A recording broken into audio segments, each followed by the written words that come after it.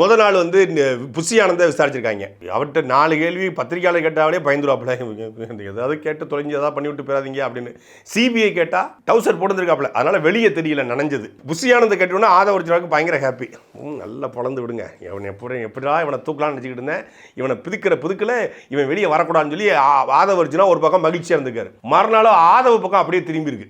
ஆதவ பக்கம் திரும்பி நீங்க தான் வந்து கூட்டத்தில் போகாது ஆதவட்ட கிட்ட கேட்ட கேள்விகளுக்கு ஆதவால சரி பதில் சொல்ல முடியல. ஆதவட்ட கேள்வி கேட்டோன்னே புஷி ஆனந்த் கேப்பி அப்ப அவன் பக்கம் திரும்பிட்டாங்க. அப்படியே லைட் கேமரா போற அவன் பக்கம் திரும்பிச்சு நம்ம நிம்மதின்னு பார்த்துருக்காங்க. கடைசியில் பார்த்தா ஒட்டுமொத்தமா ஆதவ் புஷி எல்லாத்தையும் தாண்டி ஒட்டுமொத்தமா இப்ப யார் பக்கம் போய் நின்று அப்படின்னா நிக்குது அப்படின்னா நிர்மல் குமாரின் பக்கம். ஏன்னா நிர்மல் குமார்ட்ட என்ன பேசணும், என்னென்ன சொல்லப்பட்டுச்சு அப்படிங்கிறத ஆதாரப்பூர்வமாக காவல்துறை தரப்புல கொடுக்கப்பட்டிருக்கு. நிர்மல் குமார் சொன்னதுக்கான எந்த எவிடன்ஸ் இல்லை. நிர்மல் குமாரோ புஷி ஆனந்தோ ஆதவர்ஜுனாவோ சொன்னதுக்கான எவிடன்ஸ் இல்லை. ஆனா காவல்துறையிட்ட எவிடன்ஸ் இருக்கு, ஆதாரம் இருக்கு. 7 மணி சரியா வந்து வண்டி வேலுச்சாமிபுரத்துல அந்த குறிப்பிட்ட பாயிண்ட்டுக்கு வருது. 50 மீட்டருக்கு முன்னாடி வண்டியை காவல்துறை அதிகாரி நிறுத்திருக்காங்க. வேணாம் இதுக்கு மேல போனா சிக்கல் ஆயிரும் அப்படின்னு சொல்லும்போது இல்ல எங்களுக்கு அங்கதான் லைவ் கவரேஜ் கிட்ட இருக்கு, அங்க போனாதான் எங்களுக்கு மாசா இருக்கும், நாங்க போவோம் அப்படின்னு சொல்லப்பட்டிருக்கு. இந்த 7 மணிக்கு வண்டியை தடுத்து நிறுத்தி 50 மீட்டருக்கு முன்னாடி நிறுத்துக்கான வீடியோ ஃபுட்டேஜை கொடுத்துருச்சு காவல்துறை.